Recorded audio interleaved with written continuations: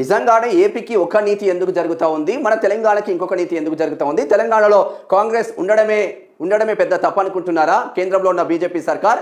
అంటే మీకు అనుకూలంగా ఉంటే పనులు అవుతాయి, మీకు అనుకూలంగా లేని ఆ పార్టీలకు పనులు కావు.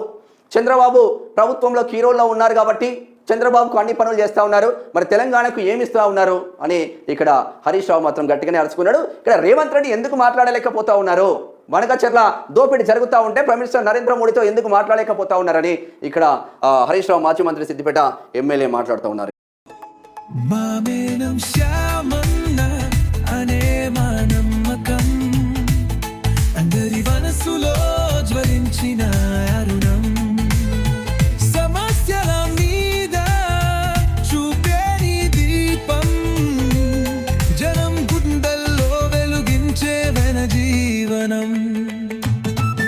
మొన్న రేవంత్ రెడ్డి చేసిన వ్యాఖ్యలు బూమారాంగ్ అయిపోయినాయి. వాస్తవంగా నన్ను కోసినా కూడా మీకు వచ్చేది ఏం లేదు, నన్ను కోసుక తింటారా, నేనేం చేయాలి ఇంతకు మించి, మరి మీరు రండి, మీరు రెవెన్యూ తీసుకురండి అని చెప్పిండు. మరి దానికోసమైనా కాంగ్రెస్ ప్రభుత్వం వచ్చిందని ఇక్కడ ఉద్యోగ సంఘాల నుంచి కూడా గట్టిగానే ఫైర్ అయిన పరిస్థితులు. మళ్ళీ వాళ్ళను చల్లబరచడం కోసం ఓ డిఏ పడేస్తే అయిపోతుందన్న చర్చ మాత్రం జరుగుతుంది. ఇటు డిఏ రావాలి, దాని ద్వారా కొంచెం ప్రభుత్వానికి మంచి పేరు వస్తుందన్న చర్చ మాత్రం జరుగుతూ ఉంది. సూచనలు చేసింది, ప్రజలు గుంపులుగా గుమ్మిగూడదు, రైల్వే స్టేషన్లు బస్ స్టేషన్లలో మాస్కులు పెట్టుకోవాలి.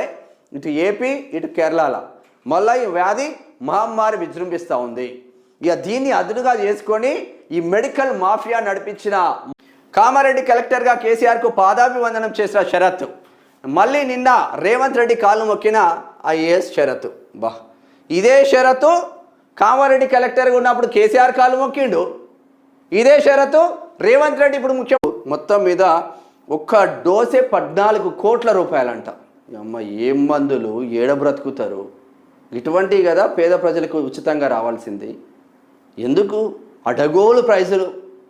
5 రూపాయలకు దొరికేదాన్ని 5,000. ఇక్కడ పాక్ను మొక్కల పైన కూర్చోబెట్టినాం.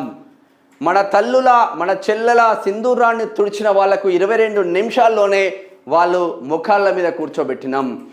ఇక్కడ ఎక్కడైతే ఉగ్రవాద దాడి ఇకపైన జరుగుతుందో విక్టోరియా హోమ్కి అందగత్తెలు మిస్ వరల్డ్ 2025 కంటెస్టెంట్లు హైదరాబాద్లో సందడి చేస్తున్నారు. శిల్పారామం నుంచి సరూర్ నగర్లోని హెరిటేజ్ భవనమైన విక్టోరియా హోమ్కు చేరుకున్నారు.